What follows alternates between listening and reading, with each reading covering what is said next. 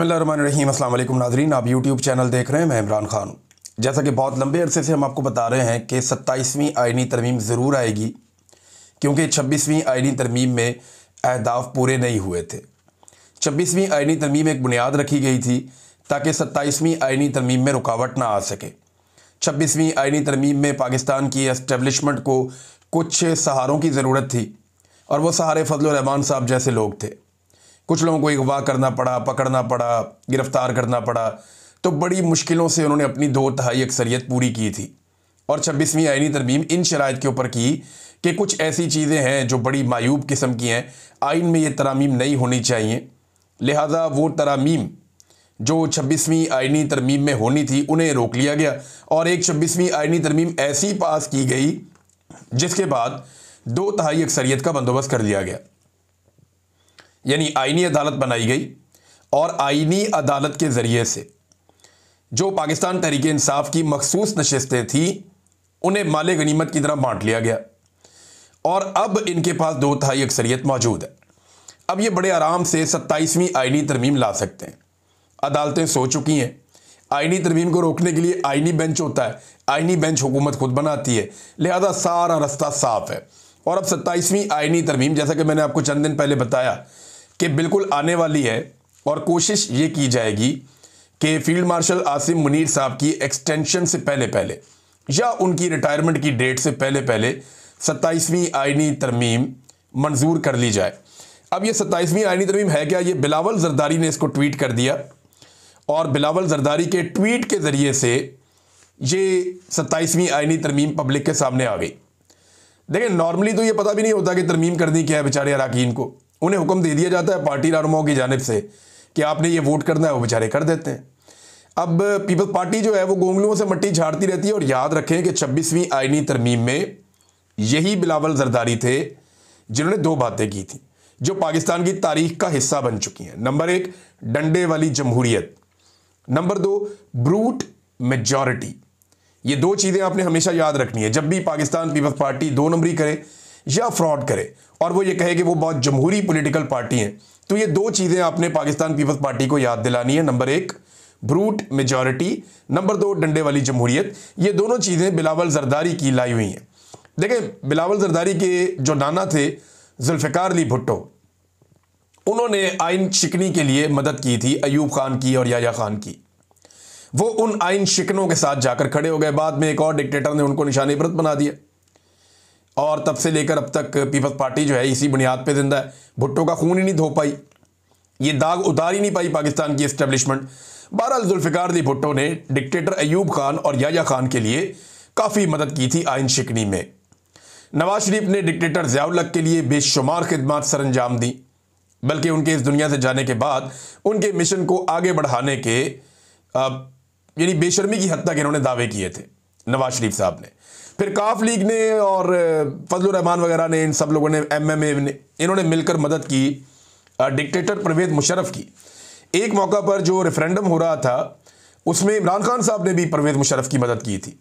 बहरहाल अब ये तीनों जमातें, जिनमें पीपल्स पार्टी, PMLN और काफ लीग, ये मिलकर फील्ड मार्शल आसिम मुनीर साहब के लिए आइन में तरमीम कर रहे हैं। यानी ये उनकी ख्वाहिश एस्टेब्लिशमेंट ही जो चाहती है वही होता है पाकिस्तान में। तो बिलावल ने बताया कि ज़रा पहले आप ये देख लें। बिलावल ने कहा कि वज़ीर आज़म शहबाज शरीफ की क़यादत में मुस्लिम लीग नून का वफद सदर जरदारी और मुझसे मिलने आया था। चेयरमैन बिलावल जरदारी। मुस्लिम लीग नून के वफद ने 27वीं आइनी तरमीम की मंजूरी में पाकिस्तान पीपल्स पार्टी की हमायत मांगी, ये बिलावल ने कहा। लेकिन एक बात आप याद रखिएगा कि इनकी कोई जुर्रत नहीं है कि ये इनकार करें। ये थोड़ा सा ड्रामा करेंगे, 1-2 चीज़ें तब्दील करवाएंगे जो पहले से तय है। जो चीज़ें तब्दील होनी है वो पहले से तय है, छोटी मोटी चीज़ें वो ये तब्दील करवा लेंगे। जो बड़ी चीज़ें हैं, मेन चीज़ें, जो तरमीम इस वक्त मिलिट्री एस्टेब्लिशमेंट को चाहिए, वो ये करवा देंगे। बिलावल ने कहा कि ये जो 27वीं आइनी तरमीम है, इसमें आइनी अदालत का क़याम, यानी आइनी बेंच से काम नहीं बन रहा, अब आइनी अदालत ये बनाएंगे। एग्जीक्यूटिव मजिस्ट्रेट की बहाली और जजों के तबादले का इख्तियार शामिल है। फिर उसने कहा कि इसमें NFC में सूबाई हिस्से के तहफ़्फ़ुज़ का खात्मा और आर्टिकल 243 में तरमीम के नकात भी शामिल है। फिर बिलावल ने कहा जी इसके ऊपर हम एक मीटिंग करेंगे, एग्जीक्यूटिव कमेटी बैठेगी पीपल्स पार्टी की 6 नवंबर को, हम उसके अंदर जनाब बातचीत करेंगे और ताकि फैसला किया जा सके। अब ये तरमीम है क्या, ज़रा चंद चीज़ों पे आप गौर कर लें। नंबर एक तो ये कहते हैं जनाब कि इन्होंने अब जजेस की जो ट्रांसफ़र पोस्टिंग का मामला था उसमें पहले जज की मर्ज़ी की एक शिक रखी हुई थी, यानी जैसे जस्टिस सरफराज डोगर को उठाकर लाए लाहौर से और इस्लामाबाद हाई कोर्ट का चीफ जस्टिस बनाया, या बाकी जजेस को सिंध से और मुख्तलिफ जगहों से लेकर आए, तो उन जजेस की मर्ज़ी शामिल थी। लेकिन अब ये करना चाह रहे हैं कि बग़ैर जज की मर्ज़ी के, जज के पास सिर्फ 2 ऑप्शन होंगे, यानी एक हुकूमत ने ऑर्डर कर दिया कि ये जज अब जा रहा है जनाब फलां अदालत में, तो या तो वो जज उस ट्रांसफ़र को कबूल करेगा हाई कोर्ट का, या वो जज इस्तीफ़ा देगा, इसके अलावा कोई और रास्ता नहीं। मिसाल के तौर पे इस्लामाबाद हाई कोर्ट में चंद जजों से इनको बड़ा सीरियस इशू है। जस्टिस मोहसिन अख्तर कियानी साहब से इनको प्रॉब्लम है, गुल हसन औरंगज़ेब साहब से इनको प्रॉब्लम है, खातून जज हैं उनसे इनको प्रॉब्लम है, बाबर सत्तार साहब हैं जस्टिस, उनसे इनको प्रॉब्लम है, जस्टिस जहांगीरी से इनको प्रॉब्लम है। तो ये करेंगे क्या, ये उनको उठा के किसी को सिंध में, किसी को पेशावर में, किसी को लाहौर में कहीं ट्रांसफ़र कर देंगे।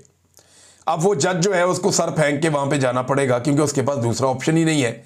लिहाजा ये फिर यहाँ पे अपनी मर्ज़ी का जज लेकर आ जाएंगे इस्लामाबाद हाई कोर्ट पे। तो एक तो ये इख्तियार कर रहे हैं हासिल ताकि अदलिया को मुकम्मल तौर पे सरेंडर करवाया जा सके।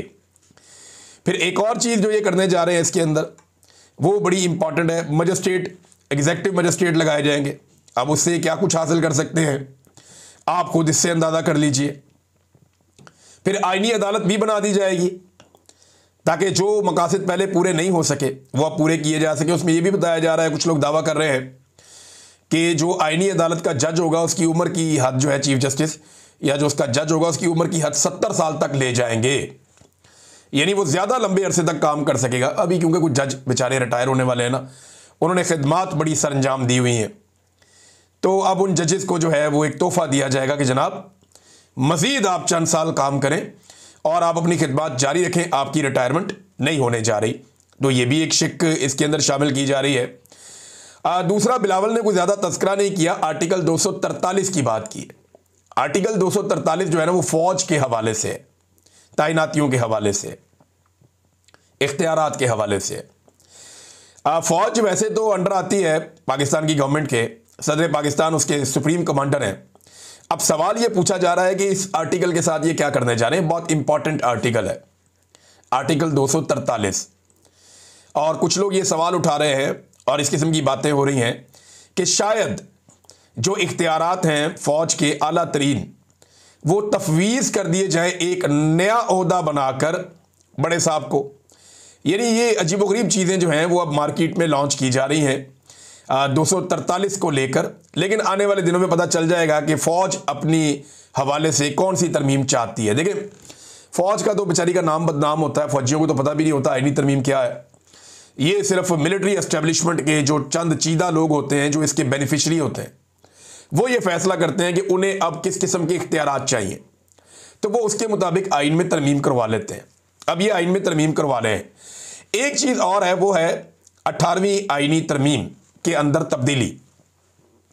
पीपल्स पार्टी ने गुज़िश्ता 20 साल में जो वाहिद कारनामा किया जिसके ऊपर वो सीना चौड़ा कर सकते हैं, वो उनकी 18वीं आइनी तरमीम है, जिसमें उन्होंने सूबाई खुद मुख्तारी दी थी और बहुत सारे इख्तियारात सूबों को दिलवाए थे ताकि सूबे अपनी आवाम की खिदमत कर सकें। अब इसके अंदर बिलावल ने जो खुद अनाउंस किया उसमें ये बताया गया कि जनाब 18वीं आइनी तरमीम के अंदर कुछ जो तालीम के और आबादी की मनसूबाबंदी के इख्तियारात वफाक को वापस करना और कुछ इलेक्शन कमीशन की तकर्री के हवाले से भी मामलात हैं, ये सारे भी इसके अंदर हैं। अब पीपल्स पार्टी अगर अपनी ही की हुई आइनी तरमीम को रिवर्स करती है, क्योंकि डे 1 से एस्टेब्लिशमेंट को ये पसंद नहीं है, तो पीपल्स पार्टी के लिए बड़ा मुश्किल होगा। तो होगा क्या, मैं आपको बताता हूँ। एस्टेब्लिशमेंट को जो कुछ चाहिए पीपल्स पार्टी उन्हें सारा कुछ देगी और यहां पे थोड़ी सी बारगेनिंग कर लेगी और फिर ये नारे लगाएंगे, शोर मचाएंगे, देखें हमने अपनी 18वीं आइनी तरमीम बचा ली है। आइन का ये हुलिया बिगाड़ देंगे, ये आर्टिकल 243 में भी तरमीम कर देंगे, 200 में भी तरमीम कर देंगे। अदलिया के इख्तियारात को कमज़ोर कर देंगे, कम कर देंगे, मिलिट्री एस्टेब्लिशमेंट को मजबूत कर देंगे, पार्लियामेंट को बेवकूफ़ कर देंगे, ये कर देंगे। लेकिन बाद में ये नारा ये लगाएंगे, देखें जी हमने 18वीं आईनी तरमीम पर समझौता नहीं किया और ये बिलावल की जनाब बहुत बड़ी कामयाबी है। ये चूरन आपको बेचा जाएगा। मैं वक्त से पहले आपको ये बता रहा हूँ। रज़ा रब्बानी एक मरतबा फिर मैदान में आ गए। वैसे ये ना ही आया करें तो अच्छा है। रज़ा रब्बानी साहब जो हैं ये दावेदार तो जमहूरियत के हैं। एक दिन ये आंसू बहा रहे थे, रो रहे थे कि मुझे जो फ़ौज को मैं इख्तियारात दे रहा हूँ, रेंजर्स को, मैं बहुत रो रहा हूँ, बड़ा मजबूरन ये कर रहा हूँ क्योंकि ये नहीं होना चाहिए, लेकिन मुझे इसके ऊपर सिर्फ इसलिए खड़े होकर वोट करना है क्योंकि मैं पीपल्स पार्टी का हिस्सा हूँ और वोट जो है उनकी अमानत है। तो जनाब रो रो के इन्होंने ये किया और ये साबित करना चाहते थे कि इनसे बड़ा जमहूरियत का अलमबरदार कोई नहीं है। अब रज़ा रब्बानी साहब जो है उनके पास आसान रास्ता तो रिज़ाइन करने का था। आइन का इन्होंने हुलिया बिगाड़ दिया, लेकिन ये लोग नहीं बोले। रज़ा रब्बानी का आपका स्टेटमेंट जरा आप देखें। वो कहते हैं जी पार्लियामेंट मफलूज हो गई, धमाका खेज किस्म का बयान दिया उन्होंने। साबिक चेयरमैन सेनेट है रज़ा रब्बानी, उनका कहना है कि वफाकी हुकूमत ने पार्लियामेंट को मुकम्मल तौर पर मफलूज कर दिया। कौमी सलामती, खारजा या इक्तसादी पॉलिसी या बैरूनी ममालिक के साथ कौमी वसाइल से मुतल्लिक मुआहदों के बारे में ना तो पार्लियामेंट में कोई बात होती है और ना ही उसे एतमाद में लिया जाता है।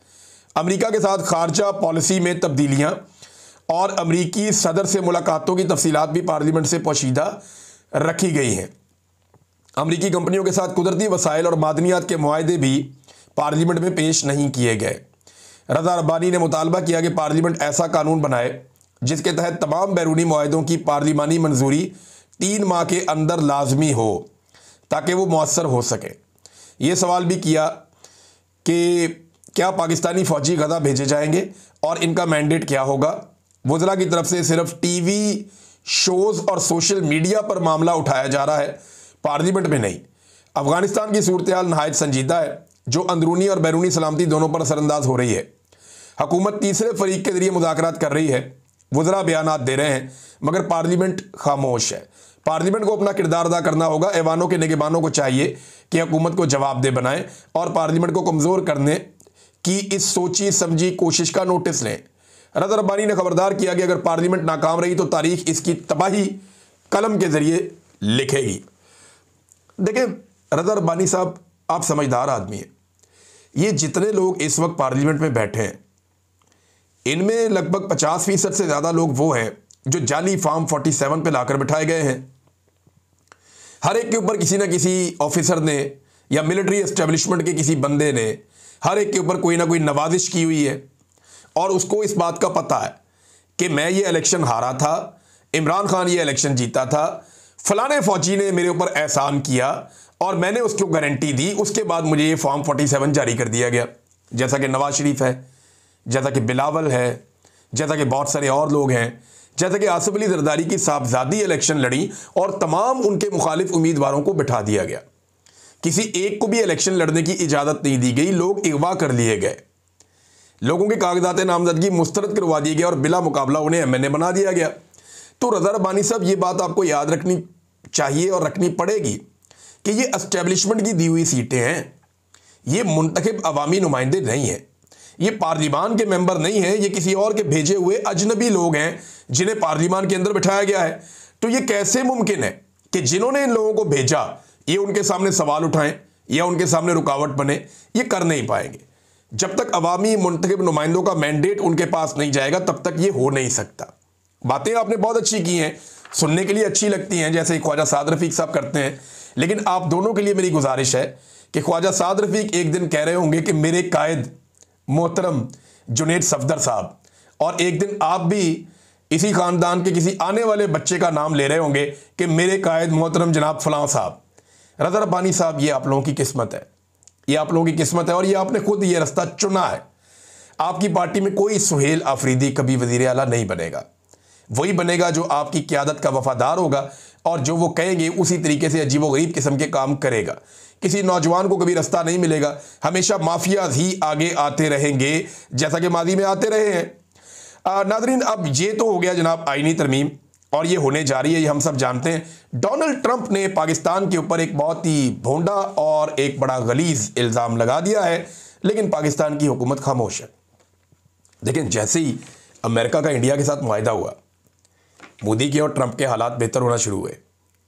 जैसे ही इंडिया और अमेरिका ज़रा थोड़े से करीब आए, जैसे ही उनका ट्रेड एग्रीमेंट बेहतरी की तरफ गया, जैसे ही इंडिया ने रशिया से कुछ तेल शेल लेना कम किया, उसी लम्हे डोनाल्ड ट्रंप ने पैंतरा बदला।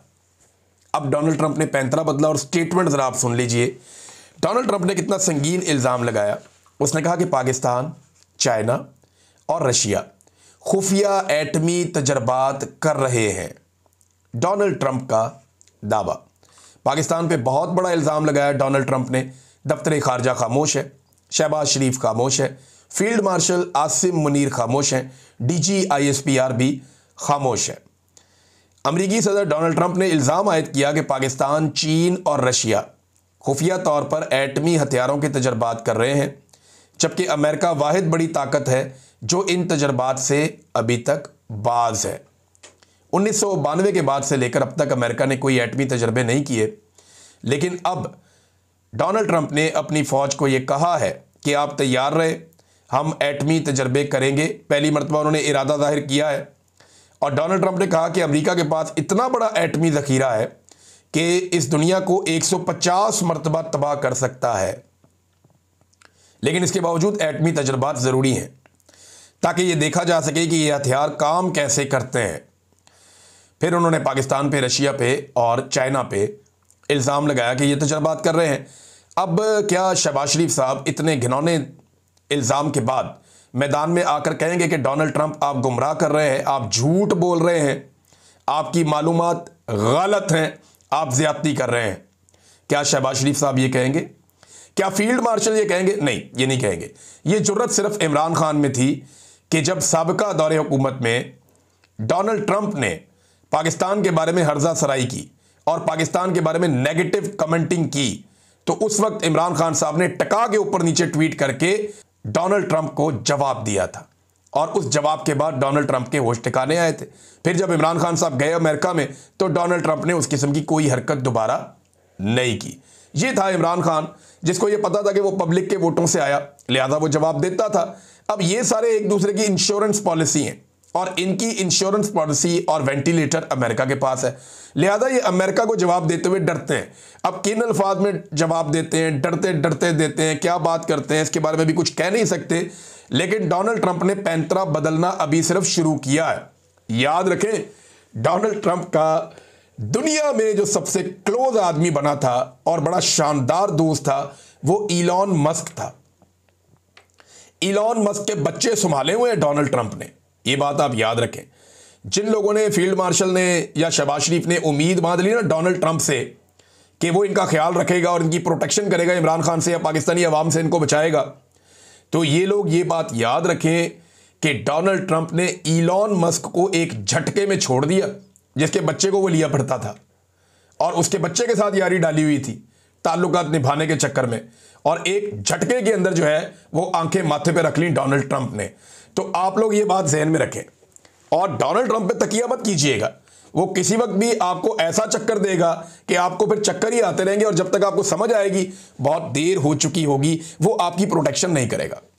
नाज़रीन, क्या कैप्टन सफदर को CTD जो है वो उठाकर ले जाएगी गिरफ्तार करके?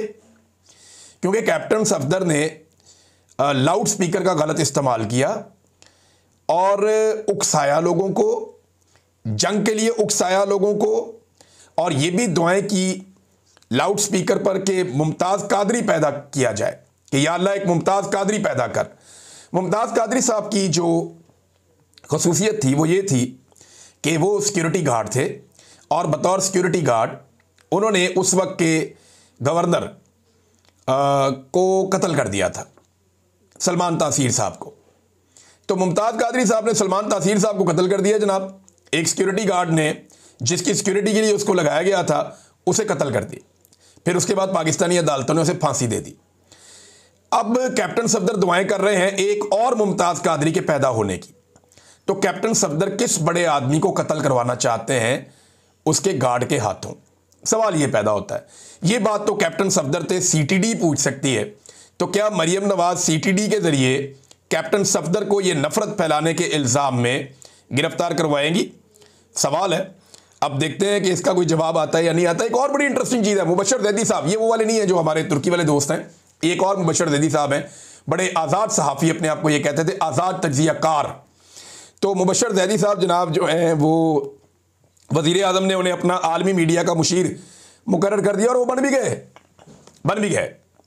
बड़े बड़े लोग बेनकाब हुए, तलत हुसैन सरकारी मुलाजिम, अबसार आलम सरकारी मुलाजिम, फ़ाद हुसैन सरकारी मुलाजिम, अब मुबशर जैदी ये भी सरकारी मुलाजिम।